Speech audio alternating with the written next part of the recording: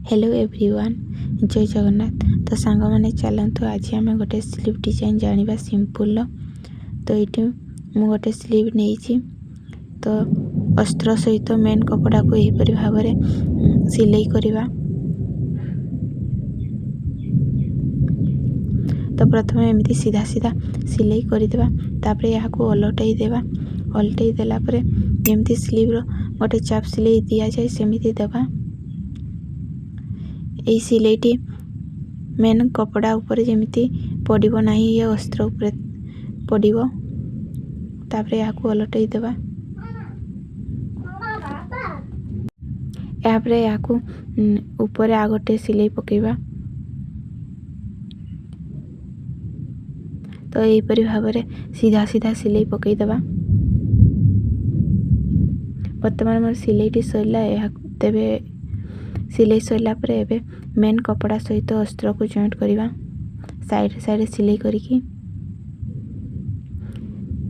जिते बेले मेन कपड़ा अस्त्र जिते पकईकी मेन कपड़ा काटिवा, सेते मेन कपड़ा टी अधिक काटिथिबा, जहाँफल सिलाई करा बेले जो एक्स्ट्रा पार्ट रहिबो ताहाकू आराम रे काटिकी बाहर करदेवा। कपड़ा सान बड़ हम ना। तो ये देखा आम झालेरी लगेगा। तो ये देखा कौन जी आम एक्स्ट्रा मार्जिन रखीचे तो ताहाकू प्रथम मार्क करदेवा। तापर यहाँ जॉइंट करवा। तो चाहिए आप प्रथम रू लगे पारे। मो जेहेतु झालेरी टी कम अच्छी मुझे माप करी एक्स्ट्रा छाड़ी देइछि। यापर यहाँ धीरे धीरे करी बसेवा, जेहेतु झालेरी जो काठी गुड़ा लगी ताहा बाजिकी छुंची भांगी जावार संभावना अच्छी। सेथिपाई देखिकी धीरे धीरे यहाँ सिलाई करवा।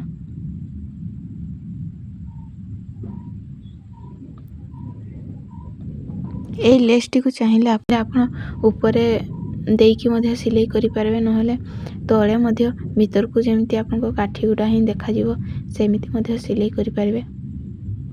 तो देखो मुझे बर्तमान सिलाई करदेची। तापर आ गोटे सिलाई करदे, जहाँफल अस्त्र मेन कपड़ा सहित आपणकर लेस टी टेकी हम ना।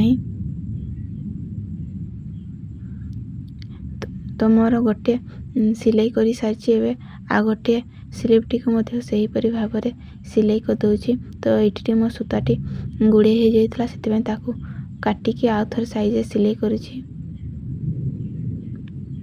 तो बर्तमान मोर दुईटी जाक स्लीव सिलाई सरी जाइए।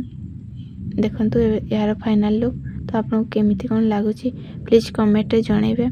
जदि भल लगी थाए ताहले चैनल टी को सब्सक्राइब करिवे।